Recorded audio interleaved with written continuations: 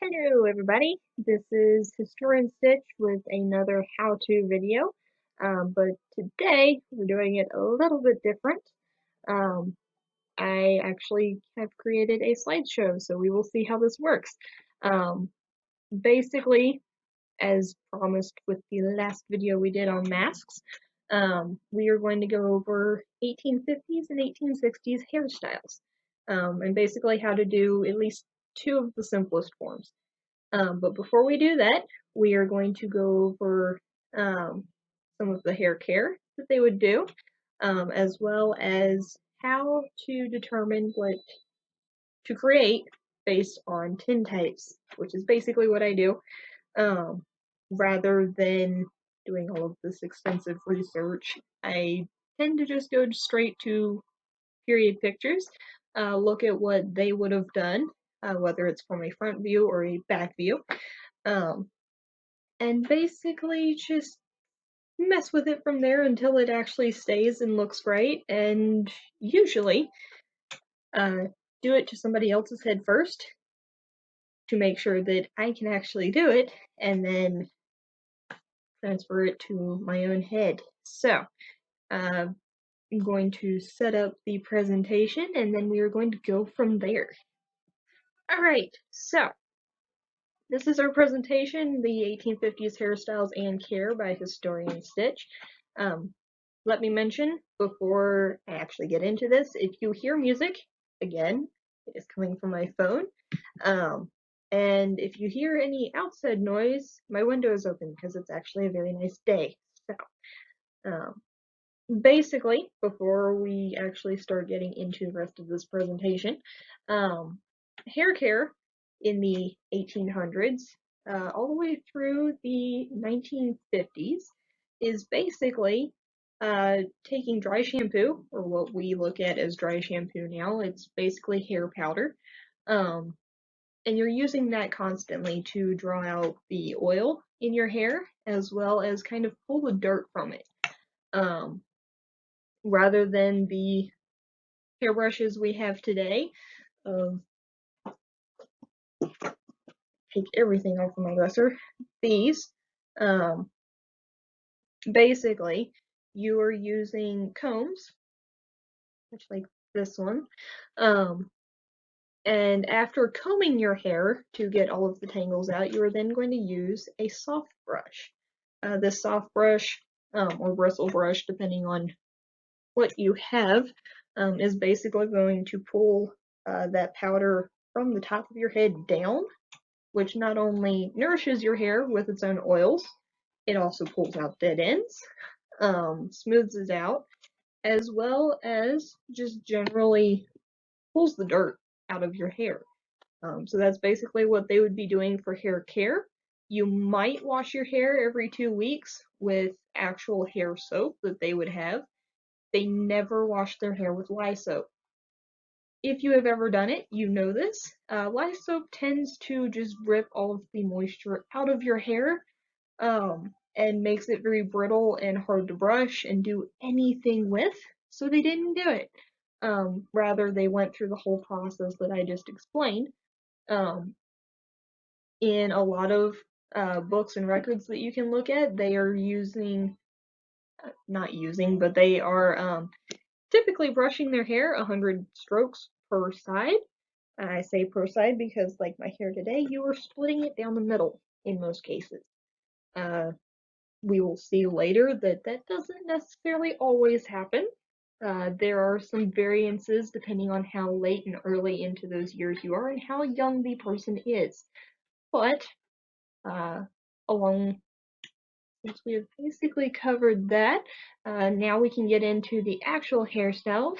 And our first thing here is that tintypes are definitely your friend. Doesn't quite look like it if you're just glancing at a photograph, but they are very useful. Based on those two pictures here, you can kind of see basically working women, and how they would have done their hair, which, go figure, is basically the exact same as what higher class women would be doing their hair as. The only difference is how close to the nape of the neck it'll be and how fluffy it is. that fluff that we will see in the other photos basically comes with the amount of hair that these women all have, or with hair attachments. In some cases, they are rats, something like these, or they actually would get wig pieces and braid it into their hair to make it thicker and more full when they're fixing their hair proper. Uh, at the end of this video, when I actually show you how to create some hairstyles, I'll show you how to use these. In most cases, I don't, because mine's long enough that I can just wrap it back up, but with these pictures that we are looking at here, you can kind of see that the way these women's hair is fixed not only angles their face, but it also makes it a little bit smaller and rounder, which is the preferred facial structure at the time.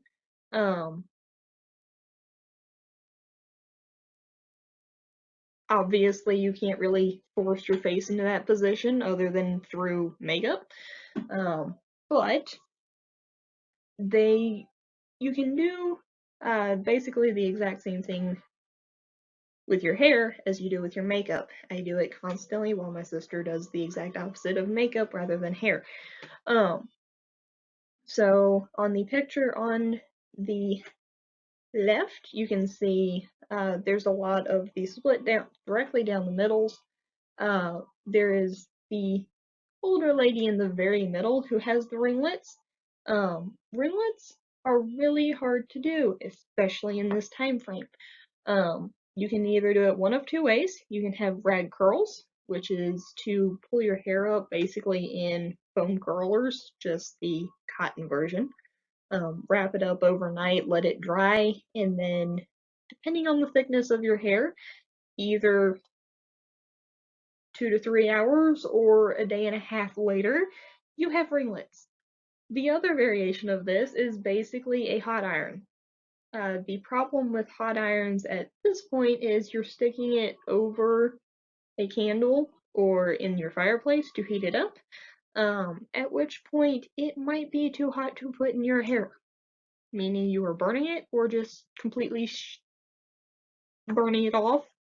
Lots of people recognize that mainly from Little Women, where Jo is curling, I believe it's Meg's hair, and she ends up burning a section of it off before the dance, and everybody panics and goes from there. But by using pictures like these, you can kind of get a general idea of how general hair would look on women of all social statuses. The next one here is kind of how you can do it. Now, one young lady here on the far right has very short hair, which was but wasn't common. Especially before the American Civil War and through the American Civil War, women of all ages are going to end up cutting their hair off because of the maintenance. To have to find your hair shampoos to clean your hair in a war-torn country is really hard to do. And when you're more worried about putting food on the table, you're not going to be all that worried about having to take care of your 4-foot long hair. So especially by the end of the American Civil War, lots of women have basically no hair. It's basically short bobs like hers. But you can see in that picture that it is still parted down the middle. Now, the other two ladies in this slide do not have the parts down the middle.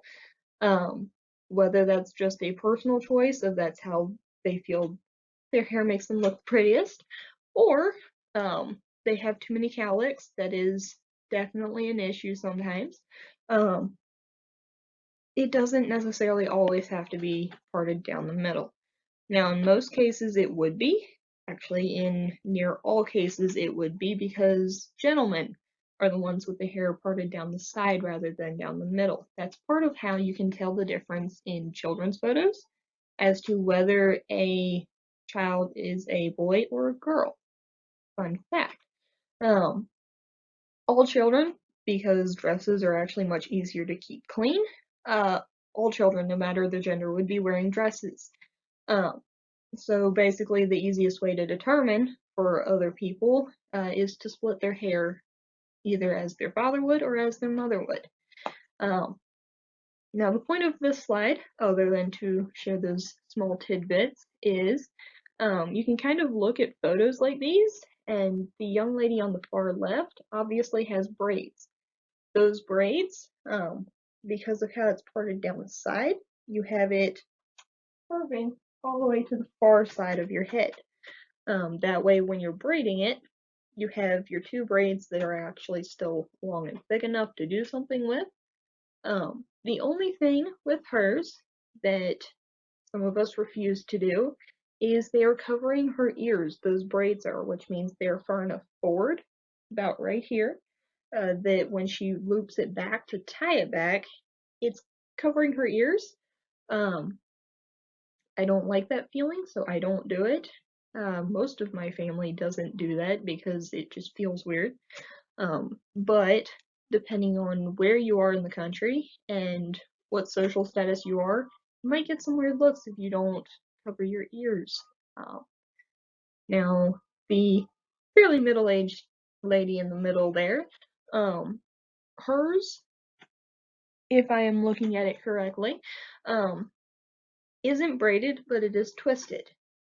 Photos like these are why there are those myths that go around occasionally that the older generations during the 1850s and 60s are the only ones who twisted their hair, while the younger generations are the ones who braided it.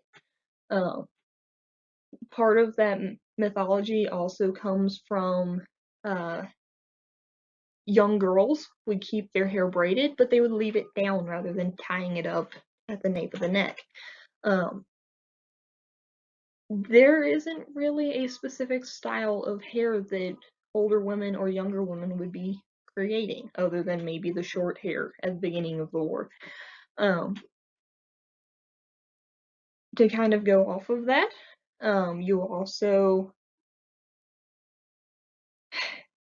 it's not mythological for the different hair covers to be specified to different age groups.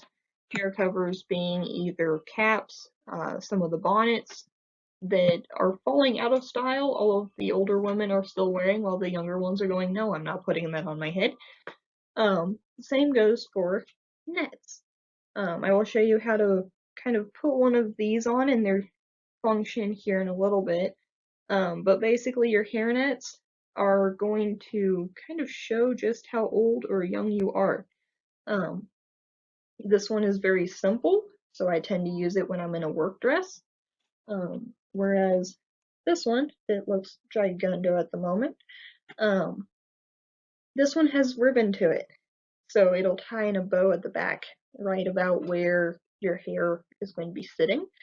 That one I wear with my fancier clothes, just because it in itself is much fancier than my work dress one. But, small little tangent there, going back to this, it doesn't have to be perfect. In a lot of cases, because you're usually splitting it directly down the middle, we are all human, therefore we have cowlicks and we have weird twists and our hair has really bad days, so you just kind of go with whatever it wants to do, whether it's being braided that day or being twisted together or a mixture of both. But here in these three photos, we do have our young lady on the far right whose hair is definitely not down the center, though it looks like she was trying for it. It's just a little bit off to the side where you may not have a mirror or you didn't really care to use a mirror that morning, so that's what you have. Give me just a moment.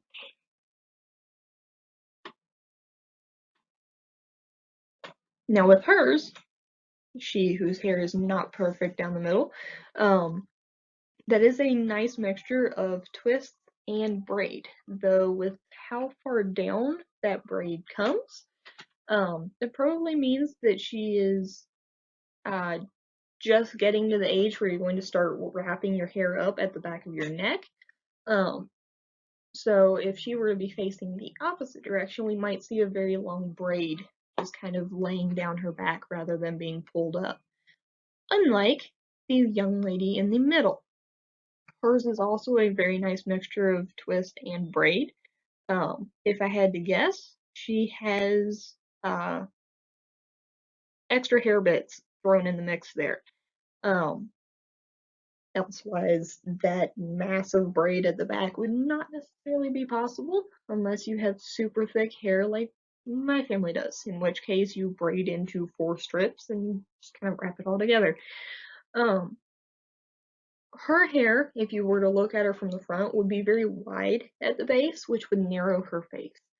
Whereas the lady on the far left, um, hers is much more of a working style where you can still see the hair at the back, but it's much closer confined.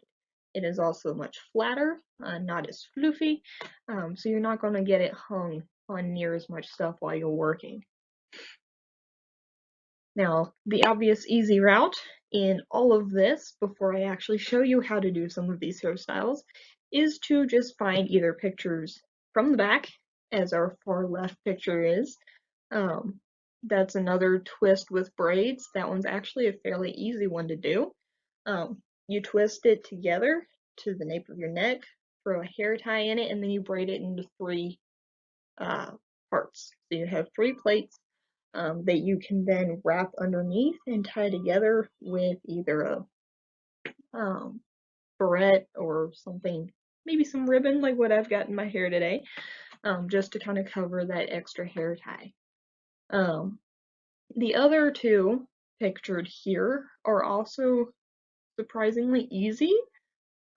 Take some getting used to, especially for the far right one. That one ends up being more of a Celtic knot looking thing by the time you're done.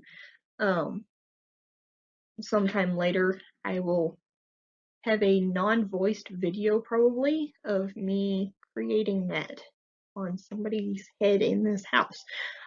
Because doing it here is a little bit hard. I will say with that hairstyle, when you're weaving it through the braids themselves, ribbon is your friend. Just a satin ribbon. It actually pulls through your hair much nicer than the little contraptions that you can buy from the store that are plastic and end up pulling half your hair out. One that I will be showing you how to do today is that one in the middle. That one's actually 4 braids, all weaved together into one very nice little knot like that one.